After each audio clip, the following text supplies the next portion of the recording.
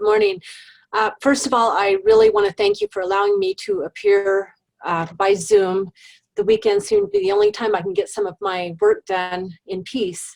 So I do appreciate that, and I appreciate the invitation.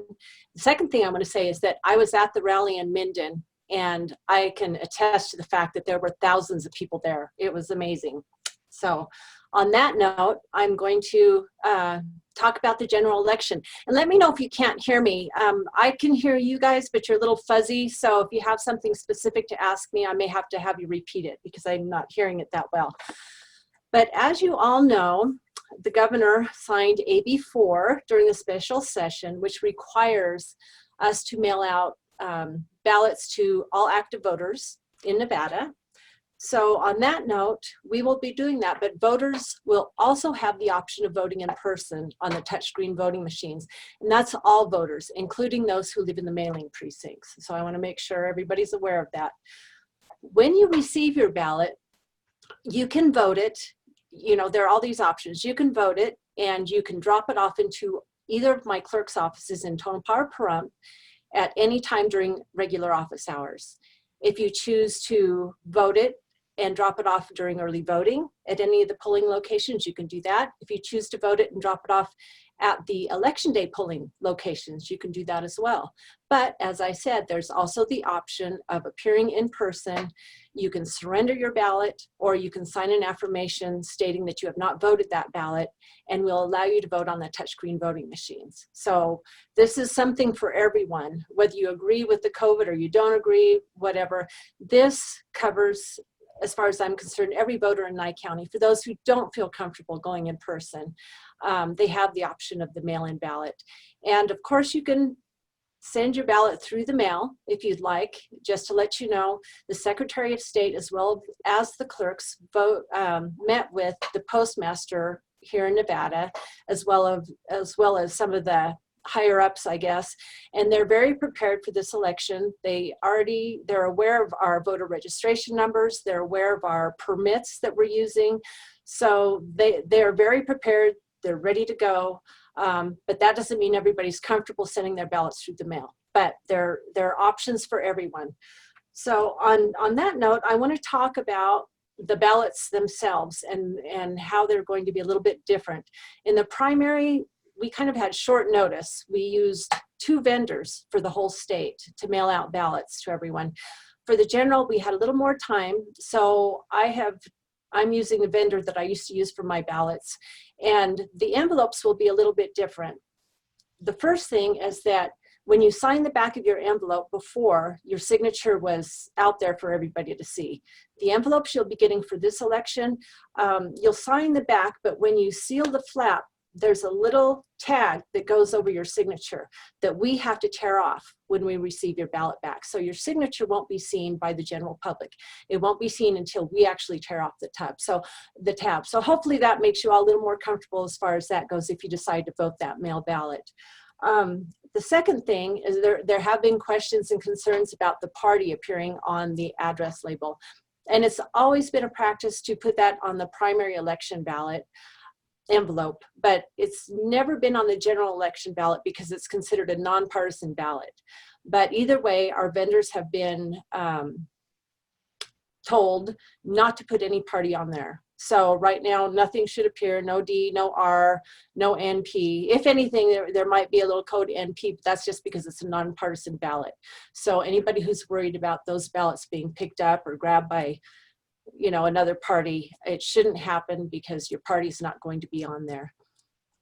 Also, you'll notice there are barcodes on there. The barcodes are basically your voter ID number. So when we receive your ballot back, that envelope, my staff literally scans that barcode. It pulls up your voter registration and your signature right then and there. That's what that code is. It's to make it easier for us so we don't have to type in your name into the voter registration system. So I guess I'd better backtrack and tell you how this works. When everyone is issued a mail ballot, it is tied to your voter registration. So right now, all active voters will be sent a ballot. So if I look myself up or anyone else, it'll say you were sent a ballot on such and such a date. Now, in order to vote early voting or election day, we have to determine that that ballot has not been turned in, voted already. If it has not, then we can cancel that ballot and allow you to vote early or on election day. But it is tracked, and it's tracked directly to your voter record. So you can only vote once. Like I said, you can vote by mail, you can vote early, or you can vote election day. But the system does not allow us to allow you to vote 2 or 3 times. It doesn't work that way. So if you're worried about somebody getting hold of somebody else's ballot, turning it in, we would catch it. If there are 2 ballots attached to your name, we would know that. So we have so many checks and balances in place, and I don't have a lot of time to explain exactly how it works. But as I said, when your ballot is returned, we scan it, it brings up your voter record, and a code appears next to that in your name saying that you have returned a voted ballot. And then if for some reason your ballot is rejected, we have a code saying that ballot's rejected. If it's undeliverable, we have that choice as well, so we can reissue another one. If for some reason you got the wrong ballot or you changed precincts, your address in between when you were sent your ballot, we'll cancel the first one, reissue another one. So you may have a couple of ballots, but only one is going to count no matter what. So I want to assure everybody of that. You just can't turn in 2 ballots because you want to. Now, as far as signature verification, we're not handwriting experts by any means, but we deal with voter registrations all the time. So when we scan your ballot, your signature is the first thing we see on the screen, and it's super large too. So what we do is we compare the signature on your envelope to the signature on your voter registration. Now, everybody's signature changes a little bit. Sometimes you're in a hurry, sometimes you're not, but usually they're fairly similar. Now, if my staff feels that that signature doesn't match, what we do is we bring another couple of staff members to also look at it. And same thing, we may even pull your whole voter registration record to look at the print on it just to double check. If there's really a question on your signature, that ballot is basically put on hold. It's not accepted. And what we do is we send a signature cure letter to whoever that voter is. And that signature cure letter requires that voter to send us an affirmation stating, yes, I did vote that ballot.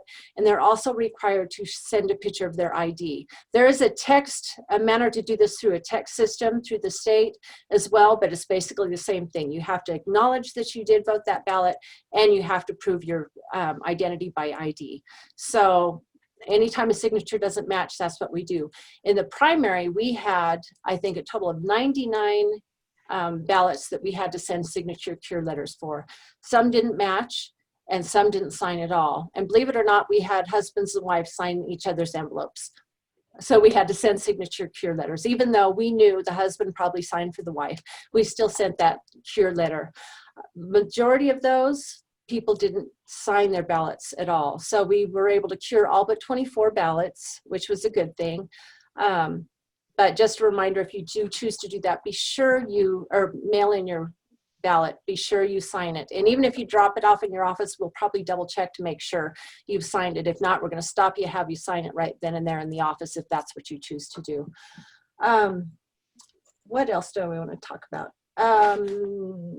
How they're processed once we get them. What the AB4 has also allowed us to hire our mail-in ballot accounting board 15 days ahead of time.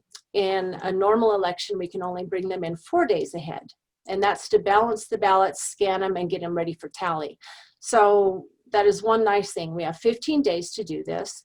And so I usually bring on a board. Normally it's 3 to 4 people, but in the primary, I had a total of 6 or 7, and same thing with the general. I bring in a crew. They don't work every day. They work depending on the amount of ballots we have gotten in the mail that day. So just to give you an idea of what we do, as I said, your ballot is connected to your voter record. So what I do is I run a report of all voters who had a ballot returned voted. And what I do is I print that out, give it to our board. Also, that board, we deliver to them all of the ballots we received. So what we have is a little table, and we have them lined up, the workers. The first one will pull the ballot out and read off the name, the precinct, The next person will check that off on the list saying, yes, we've received that ballot.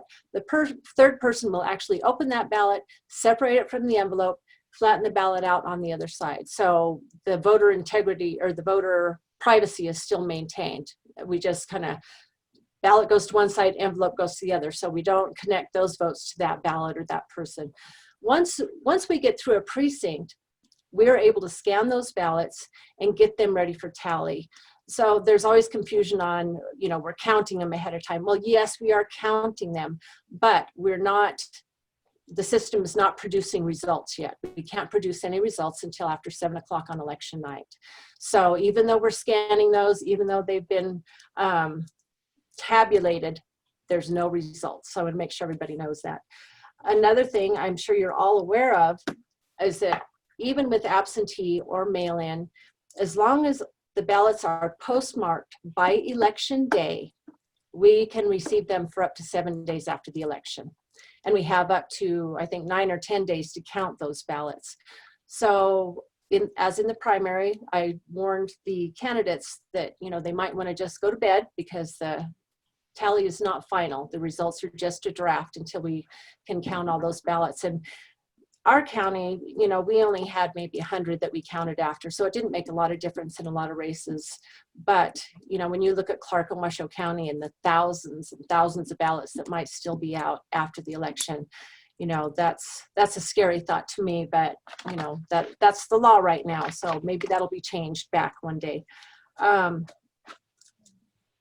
Now, as far as polling locations, we're having our normal polling locations. So what we do is we have one in Tonopah, we have one in Round Mountain, we have one in Beatty, we have one in Amargosa, and we have one in Pahrump.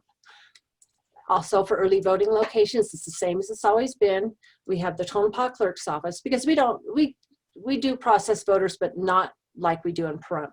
And then of course in Pahrump, this time it will be at the Bob Roode Community Center. Now for early voting in Pahrump, we're increasing our machines there, our touchscreen. Normally we have, we used to have 12, then we increased it to 15. We're gonna have 30 early voting machines, and we're gonna have 2 more check-in stations. The reason for this is because of the social distancing issue. We still have to meet those requirements. So we hope to check in more people during early voting, keep them, you know, social distance by their 6 feet, have the machines further apart so that we won't have that congestion on election day. So we'll have a little less on election day, a little more in early voting. So hopefully the voters will spread that out, whoever wants to go ahead and vote in person.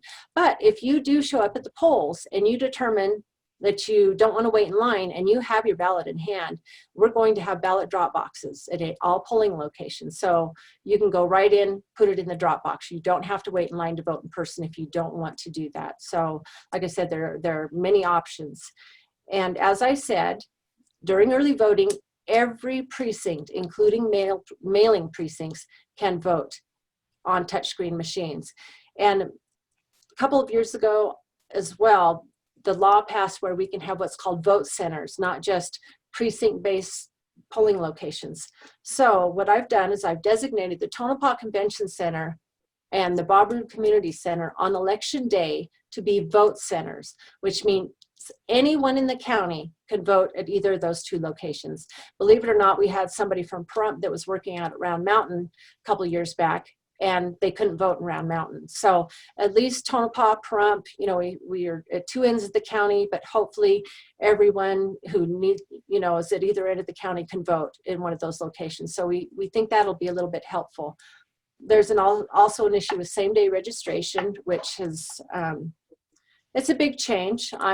I can tell you I'm not fond of it, but in some respects it makes it easier for those who just want to update their registration at the polls. It makes it very nice, especially those who come in and complain that it's a closed election and they wanted to vote for a certain candidate and they wanted to change their party. Now they're able to do that. So in that respect, it's a good thing. But as far as same-day registration for new registrations, they can register online with the Secretary of State up until the Thursday prior to the election. And they do have to show up in person at the polling location to vote.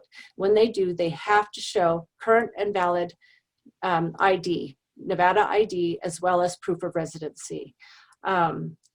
If they haven't decided to do that online, they can just show up in person and do the same thing, register to vote in person. But same thing, they have to show ID and it has to be valid. They have to show proof of residency. Those individuals will be issued a provisional ballot, which means we have to wait until we upload the information to the Secretary of State. The Secretary of State will basically vet all the counties to make sure that individual has not registered or voted in another county. Once they have determined that, then we can go ahead and count that provisional vote. But basically it's set aside until we get that proof that they haven't voted somewhere else.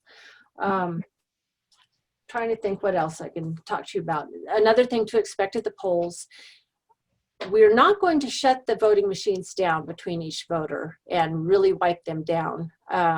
You know, because that's what it would take, but we will be cleaning, but it'll be a gentle clean with a cloth and a little bit of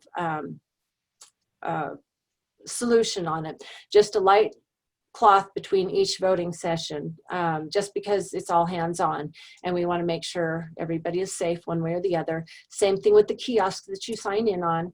After each voter, we'll wipe down the screen, we'll wipe down the pen. So as you know, this is going to be time consuming. So it's going to take you longer to check in, as well as when you sign that affirmation to cancel your ballot. So expect long lines if you decide to appear in person. I think some of the other questions were voter registration. Charlotte, I think I answered your question. Yes, you can vote in Pahrump, so no worries about that. Is that early voting too? Early voting too, and on election day. Like I said, both Pahrump at the Bob Roode and Tonopah at the Convention Center on election day will be able to process voters from any precinct within the county, including the mailing precincts. So that's a change. We haven't had that before. Normally it's been early voting, but not election day. But now those two locations are also for election day. We want to be sure everybody gets to vote in this election. And I'll talk a little bit about voter registration. Everybody has a conception that the rolls are dirty, we can't clean them up, and that's, they're not dirty, but you cannot have an up-to-date voter registrations every day. We have what's called an upload system with our voter registration. So every voter registration we receive, we input onto our system, and it uploads to the Secretary of State system every night, where it's verified through DMV, vital statistics, and everything else. In the morning, every morning, we get a report from the Secretary of State telling us, okay, this voter has registered in Clark County. You can cancel them in your county. They registered in Churchill. You know, this one, whatever. We get a report, and we go through those every day. So within the state, it's very clean as far as voters moving and changing addresses. Our biggest issue is when we have voters that move out of state. We have no way of knowing they've moved. So I pulled my numbers before this presentation, and right now, which is really increased, we have over 32,000 active registered voters, and you know, a couple of years ago it was only 28,000. So that goes to show you we're getting out there and getting people registered. But on the other hand, we have almost 3,000 inactive voters. So what that means is those inactive voters don't get sample ballots, or they don't get a ballot either. But because they're still in our system, if they showed up at the polls, corrected their address, we would allow them to vote. But that's normally what it is. Those inactives are those who have had mail that is turned back to us undeliverable. And the law states they have to miss 2 federal elections, plus we have to send them, I think, 2 to 3 notices for us to remove them from the system. So we have people literally that could sit there for close to 4 years before we can remove them. So unless we receive information from that voter to remove them, or from another state that they have registered there, they're going to sit there till we meet that statutory requirement to remove them. But as I said, they just sit there, and when political parties ask for a voter list, we encourage them to ask only for active voters. But literally, we still have active voters that are in the same boat. They may have changed their address, they may have moved, but we won't know until we either get something back returned undeliverable in the mail, or somebody lets us know. Luckily, we have people that move into a home where somebody else is vacated. They get a mail for that voter. We encourage them to turn that mail back into our office so we can start the process of removing them from our rolls. But if you just toss that mail, that's designated for that person who used to live there, we don't know that they're not there. So that's why our voter rolls can never be completely clean, because people are transient. They like to move. A big issue we ran into in the primary, which is not normally caught, is that when we sent ballots out to all active voters, we had a lot of voters that their ballot went to a P.O. box, and the voters had closed their P.O. boxes years ago. But because it was still on our rolls, that's where the ballot went. Luckily, we were able to clean that up. We contacted the voters, or the voters contacted us. We got their address fixed and sent it back out. So when you vote in person, your information appears on a little kiosk, and it'll let you know, okay, this is your current address? Do you agree? Is this all correct? You say yes, but it does not show your mailing address. So many people didn't realize they still had that P.O. box in their record. So that's another thing to get out there. Anybody who no longer has a P.O. box, you might want to just double check your voter registration. You can go directly to the Secretary of State's website and double check what your voter registration says. On another note, we should be getting the sample ballots out within the next 2 weeks, as well as the ballots. I encourage anyone to call our office if you have issues, if you don't get your ballot, whatever. There's a thing called ballot tracks that we have signed up for. Most everyone in the state has. What it does, it's not perfect and they're still testing it, but what'll happen is you should be able to register with ballot tracks, and that information will be on your sample ballot. When you register, you should receive a text when your ballot is received in our office as a voted ballot. So that information will upload from the state, because they have access to our system. So they'll know whose ballots have been returned and who hasn't. They'll coordinate that text message to send out to the voter stating, yes, your ballot was received today. So I wanted to let you know that's available. Also in the primary, I tried to post a list online at least every couple of days of all voters whose ballots had been returned as voted. So, if that gives anybody any comfort level, if, in mailing their ballot, we tried to keep up on it so everybody knew when we received it. Trying to think what else I might. Oh, sample ballots are on my website right now. I put them up this last week. So if you have any questions, on what is on your ballot before you get your ballot or your sample ballot, they're online, as well as those ballot questions. And there are 5, even though they're listed 1 through 4.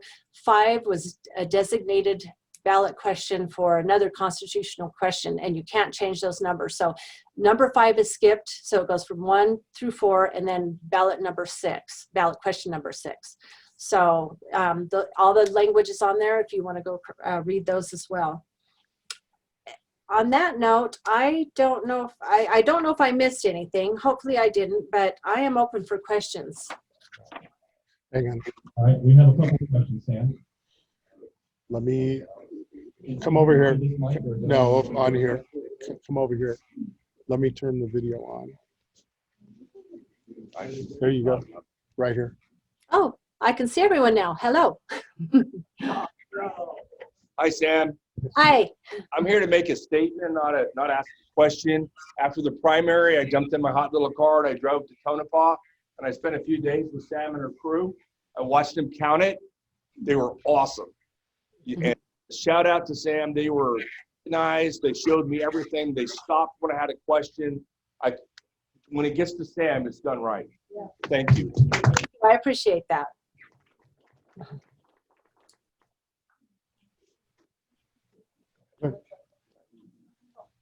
Sam, Bill Newyear. Well, yeah, I have a quick question. The Pennsylvania ballot harvesting decision, is that going to affect Nevada at all?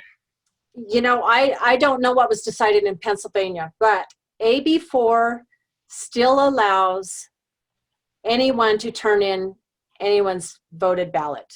So it is still out there. And as I mentioned when I was speaking to the Republican women that I had a group say they were going to be at the senior center offering to collect ballots. And so I'm sharing that with all political parties, because I'm hoping that you will all have a presence at the senior center to, just monitor, make sure there's nothing going on. And I try to be nonpartisan when it comes to elections. You all know I'm conservative, but I do serve everyone in the county. So I have to, I just try to make it fair. So everything we do is with mixed party. But as far as ballot harvesting, yes, anyone can turn in a bundle of ballots. But that's why we have these great checks and balances in place. Even though you pick up 10 ballots from the senior center, we're still going to verify those signatures. There's still only one vote for one person. The thing we can't prevent, which we couldn't prevent in a normal election, is we can't prevent someone from going to their neighbor's house and saying, let me help you fill out your ballot. And here, let's vote this way. We couldn't prevent that before, and we can't prevent it now. So I just encourage you, you know, your parents, grandparents, your neighbors, encourage them to vote their ballot, do their research, and turn it in themselves if they can. That's, there really isn't much we can do on that. Sam, I have a question regarding the DMV office. We have a few people that have gone to the DMV recently, and the DMV is asking them, do you want to register to vote? And they tell them, no, I am already registered to vote. They are being re-registered through the DMV, and then they're not being told once they leave, if they don't fill out the paperwork given to them, they are now registered as a nonpartisan. How can we fix that? Okay, first of all, because the law states, if you show up to DMV, you're automatically registered unless you choose to opt out. And there's a specific form that allows that person to opt out. Unfortunately, it's not really clear to the individual who shows up that they can opt out. It happened to my husband, you know, 2 days after this started. Now, what we have done as clerks, even though sometimes it may slip by us, is that if we get a registration from DMV and that person is already registered and it comes across to us as nonpartisan, we keep them the party that they were registered before. But that first couple months, they were coming across as nonpartisan. We were switching them all to nonpartisan based on that voter registration. But once the clerks and DMV and the Secretary of State all got together, we determined, no, the best way to handle it is to keep their party as what they were registered before we received the record from DMV. And as I said, I can't say that some may not have slipped through, and hopefully, no matter what, you get an ID card immediately after. So if there is a question, you feel like it's been changed in error, just let us know, give us a call. But we do fix that record to reflect what you're currently registered before we got that DMV record. And DMV registration is still, it's still a work in progress. So that's about all I can say. Is that process only that comes in nonpartisan? Well, what happens, the way the paperwork is, you have to be specific. You can pick a party, but if you neglect to check the box to mark the party, if you show up just to update your driver's license, you neglect to fill out any of the paperwork, it's going to come across to us as a nonpartisan voter. So there's specific boxes you have to be sure you check for your party, or there's a specific form that says, I want to opt out of this. But I don't know that DMV is trained completely to make sure everyone knows that when they come in.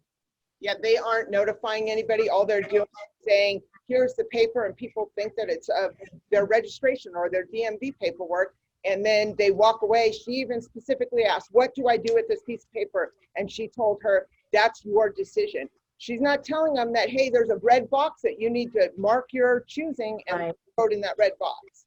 Yeah, I sure hope there's more voter education as far as DMV and this at the state level.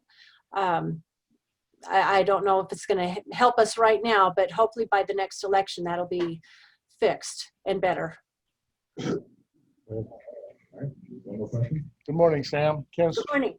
27. I want to thank you this morning for your presentation. It's very educational and helpful. My question is the same one I've asked many other years. When I go to vote, they ask for my identification, but nowhere has anyone ever asked me regarding my status of citizenship. How or where do they turn around and ask for a proof of citizenship before they vote? Because that's not law for us to check, we can't check your citizenship at the polls. But what happens is we haven't, I don't believe we've had, but maybe one, if you look at the news in Clark County, that we had an issue where a non-citizen attempted to vote. But because we have a statewide upload now, the state verifies all of our registered voters to vital statistics and everything else. So we do not believe we have anyone registered who should not be registered, who's not a U.S. citizen.